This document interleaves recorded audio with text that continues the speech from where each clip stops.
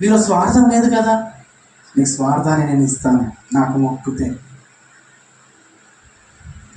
ధనాపేక్ష లేదు కదా నీలో, అర్థమవుతుంది. రెండవది, నీకు ధనాపేక్ష లేదు కదా, ఇగో ధనాపేక్ష నీకు ఇస్తాను.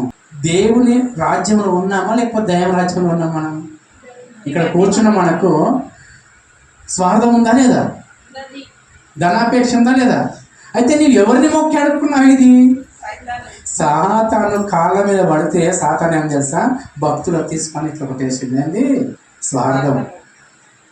నాకు ఇంకోట్లేదు, నాకు ధనం కావాలని భక్తుడా నీకు కావాలి, నా ధనం కావాలని ఇవి తీసుకొని ఇచ్చాడు. అంటే మనము ఎప్పుడు ప్రార్థనలు ఏమడుగుతాం చెప్పండి?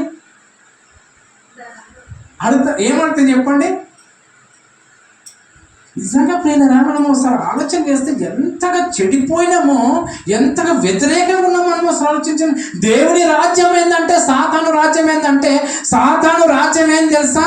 సాతాను రాజ్యం ఏముంటుంది తెలుసా? స్వార్థం ఉంటుంది. యేసు ప్రభువులో స్వార్థం లేదు.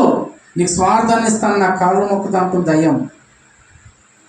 ఇక నీకు ధనాపేక్ష లేదు, నీకు ధనాపేక్షని ఇస్తాను, నా కాళ్ళు మొక్కుతా అంటుంది.